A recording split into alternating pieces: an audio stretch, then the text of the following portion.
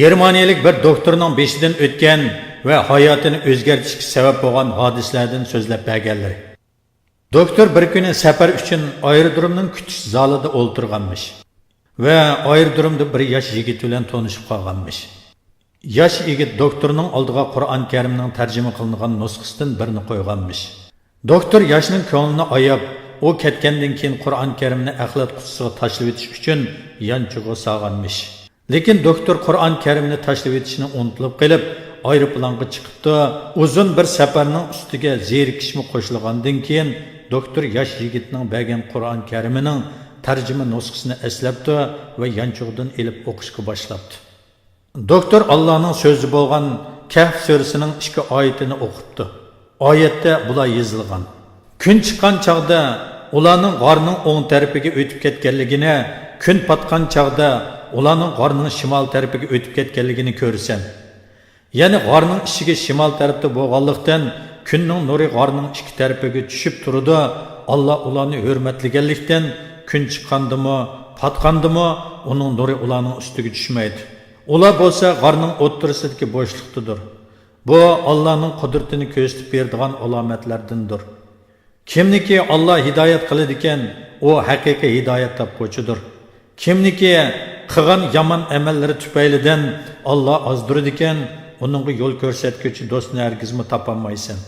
Sura Kahf 17-oyat. Mubada ularni ko'radigan bo'lsang, ko'zlarining ochiqligi va o'rilib turadiganligidan ularni o'yg'oq deb o'ylaysan. Halbuki ular uyqudadir. Ularni biz o'ng va so'l tarafga o'rib turamiz. Ularning ikkita g'orning bo'sog'isida ikki putini so'zib yotadi. Agar ularni ko'radigan bo'lsang, albatta ulardan qattiq qo'rqib, yuz o'rib qochgan bo'larding. Sura Kahf 18-oyat. Bu ikki oyatdan keyin doktorning kallasiga bo'la keldi. Ularning uyquda turib o'rilishi albatta keraklikdir. Agar o'xshash bir shaklda yotgan bo'lsa, badallar yaralangan bo'ladi. Bu oyatdagi doktorni hayron qoldirgan oyat budur. Mubodo ularni ko'radigan bo'lsang, ko'zlarining ochiqligi va o'rilib turadiganligidan ularni o'yg'oq deb o'ylaysan. Halbuki ular uyqudadir. Ularni biz o'ng va so'l tarafga o'rib turamiz. Ularning ikkita g'orning bo'sog'isida ikki putini so'zib yotadi. Agar ularni ko'radigan bo'lsang, albatta ulardan qattiq qo'rqib yuz o'rib qochgan bo'lardi. Bu oyatga qaraganda kun nuri har kuni g'orga kirdi, lekin g'ordagi yigitlarga kun nuri udul tegmaydi. Buningga doktor shundoq degan edi. Bu tibbiy ilmda karvat unsuriga ishorat qilinibdi. Karvat unsuri uzun muddat o'ngda, dumda va yoki yanto yetishdan paydo bo'ladigan jarohatlardir. Yotoq uyining havosiz bo'lishi yoki kun nurining badanga udul tegishi karvat unsurlarining sabablarining yana biridir. Orqadan doktor texmi ko'p narsalarni tushunish uchun oyatlarni kaga yerdan o'qibdi va bularni debdi.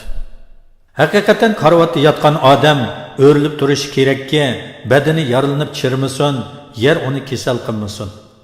Ammo doktorni haqiqatan hayron qoldirgani g'orning bo'sog'isidagi ishning ulardek o'rilib yotmay, ishning g'orning bo'sog'isida 309 yil qo'llarini uzitib o'xshash shaklda yetishi va badanning yaralanmay chirmay turgani edi. Bu hodisa germaniyalik doktorni ishlarning fiziologiyasini tekshirishga yo'l ochgan edi. Lekin uni intayin hayron qoldirgani o'qigan oyatdan keyin elib borgan tekshirishdan keyin bularni topgani bo'ldi. Ishlarning o'rilmasimi hayot bo'lgan taqdirda terisining ostida yaralanishdan saqlaydigan bir xil modda, qo'g'dash modda xaltasining bo'lganligidan boshqa hayvonlarga o'xshamaydiganligidan bo'lishi edi. Bu sababdan ishlarning insonlardek o'rilishining hojati yo'q edi. Uzun yillar tibbiy ilm o'rgangan va bu ishni o'ngishlik ilib kelayotgan germaniyalik doktorni bu vaqtga qadar anglab boqmagan bu ilm hayron qoldiribdi va musulmon bo'lishiga sabab bo'ldi.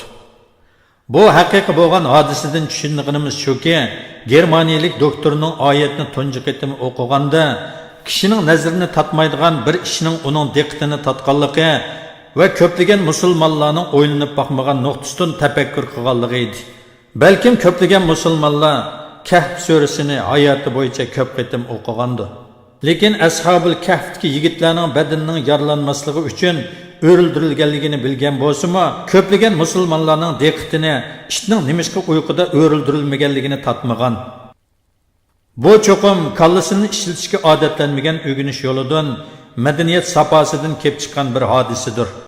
Bu germaniyalik doktor Qur'onni tunji qitim o'qigandilar, ko'plagan musulmonlardan bakrak o'ylanib tushunibdi. Undaqda sizlar bu vaqtda nima o'ylayapsizlar? Sizce ko'plagan musulmonlar Qur'onni tushunmayli o'qimdi.